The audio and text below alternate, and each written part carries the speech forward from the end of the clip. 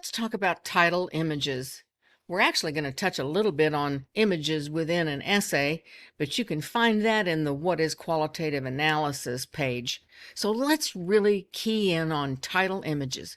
Why do we need a title image? Well, one of the things we're going to learn in this course is qualitative analysis. We're going to learn how a picture says 1,000 words without using any words at all.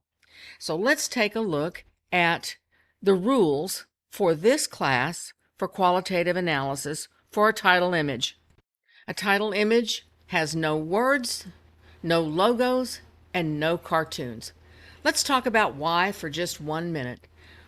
You are giving the title of your essay, whether your essay is about qualitative analysis itself, whether it's about a persuasive essay, whether it's an argument essay, no matter what it is, there is a title that you have given to your piece of writing. That title indicates to the reader what the essay is about. The image that goes below the title shows the concept of what the essay is about, either persuasively or argumentatively or whatever. That image is going to encapsulate the theme, the undercurrent, the position of this paper. No words are to be included. There are no logos. Maybe in the essay itself, it may be completely important to show that logo, but not on a title image, unless your essay is about a logo, which your essay will not be. And finally, no cartoons. Why no cartoons? Because this is an expository essay for higher education discourse, and this is going to be a sophisticated essay position. Whether it's persuasive, whether it's compare contrast, whether it is cause and effect, it is an upper level division, higher education piece of writing. Cartoons simplify and make your image and your essay seem ready for younger levels beyond or below higher education. Enough said on that. Let's go back. Let's say that I am writing an essay where my intent is to promote the continued life of canine dogs. I'm not asking for money to fund the program. I'm asking for money to provide for the dogs after they have been of service in the military.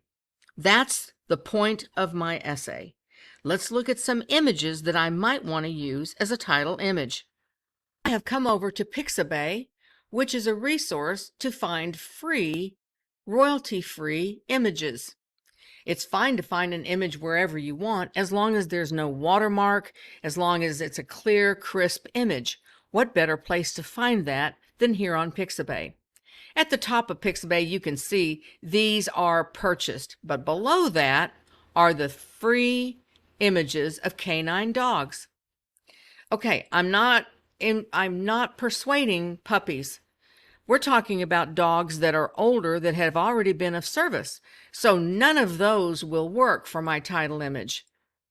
This does not really show a canine dog doing anything. It could be any dog. Cartoons, no. Okay, so we got to find an image that has something to do with canine dogs and what they do after they have been of service. Let's look through some of the other pages on Pixabay.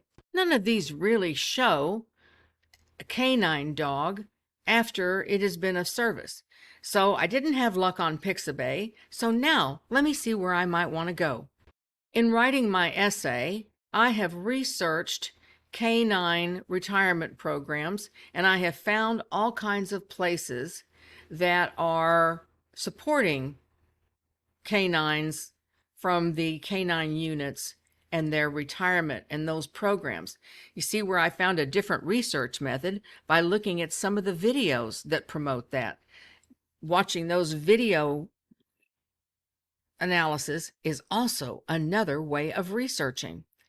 Now, let's go up here and let's look at the images.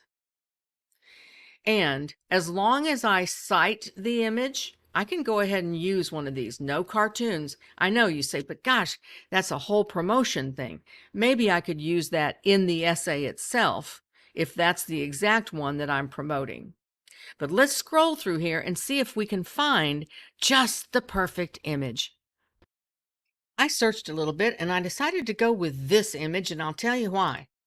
This is a piece of land and a property owned by folks that are creating a safe space for retired canine dogs. This picture shows a wonderful person helping. Yes, there are technically words because he's an officer. That's fine. He's in uniform and he's helping this dog. That's a persuasive essay, isn't it?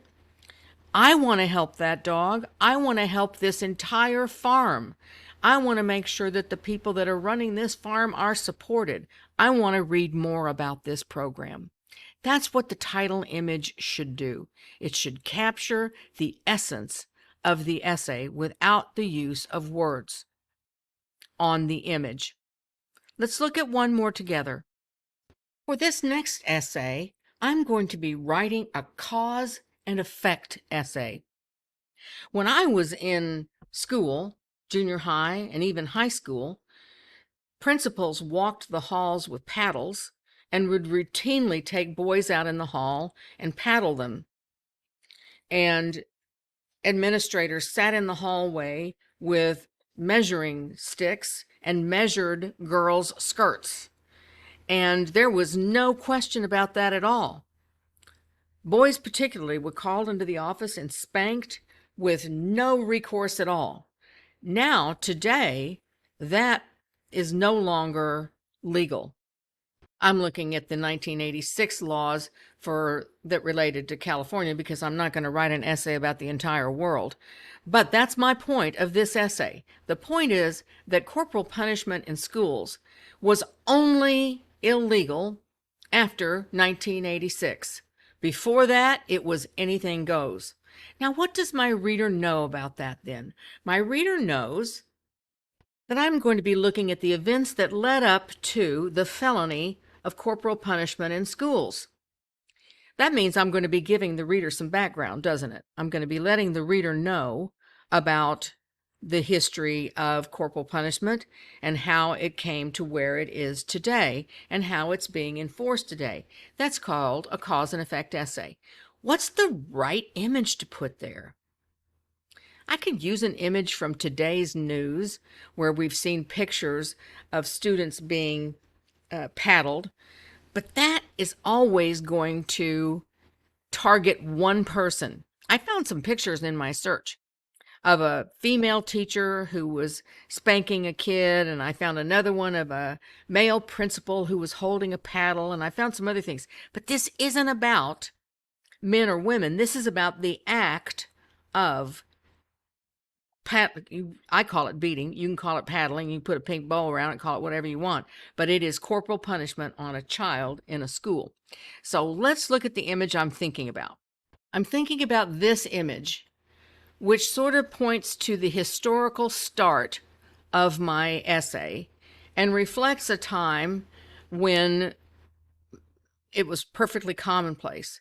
Now, what's the problem with this? The image looks hideous. It looks hideous on the page. So I'm going to work on that image a little bit. I'm going to go up here and I'm going to go to this image and I'm going to format the image. I'm going to do some of the options that are available to me. I may do this in Photoshop. You all are so much better at this than me, but you may want to go through this in Photoshop, that kind of thing. Let me work on it a little bit. I'll be right back. I'm clicking on our artistic effects. It's just that it looks so dirty there on that doesn't work. And see, I can just easily go through and see if any of these look good. Oh, that's kind of neat. And let's see what that looks like. No, that doesn't work. See what I'm doing? I'm just showing you this. I'll be back after I work on it, but just letting you see what I'm doing, how I might want to change that image to make it look effective on the page. I'll be right back. Okay, so I went with this, but let's think about that a minute. What do you think? Do you think that's an effective title image? It certainly does show the historical context and so forth. But I have boxed myself in a corner because I made this black and white. And that means that all the rest of the images in the essay are going to have to be like that.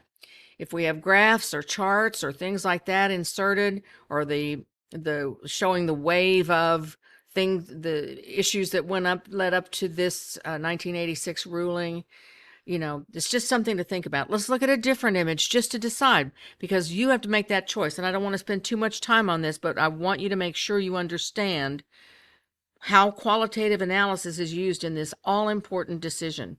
And I already hear you, because you're brilliant. I already hear you saying, isn't that a cartoon?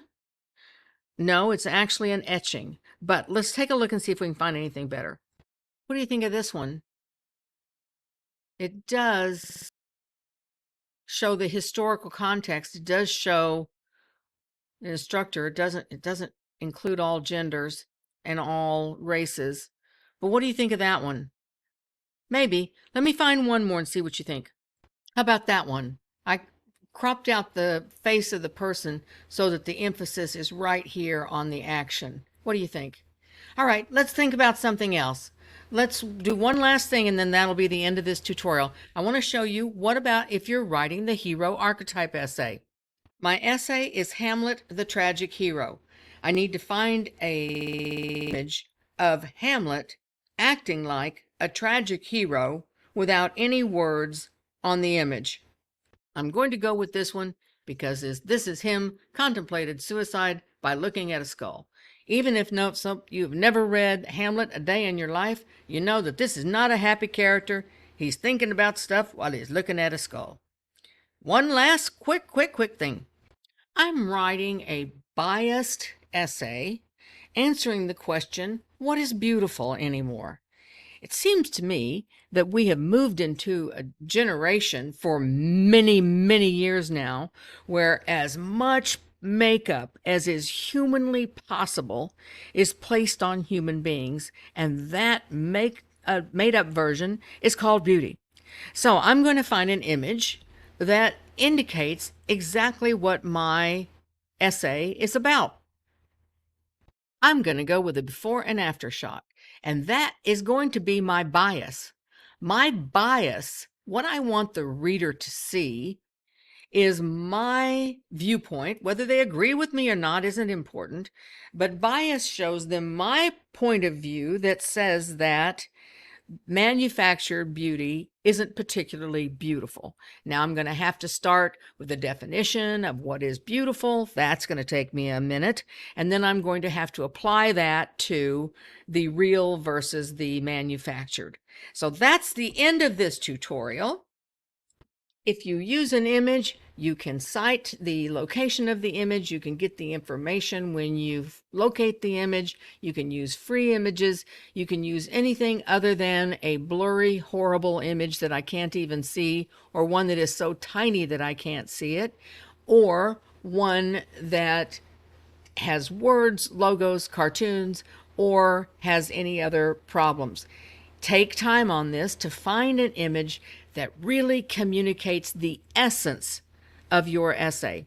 Your title will tell the reader what the essay is about. The image encapsulates the entire thematic structure and purpose of the essay.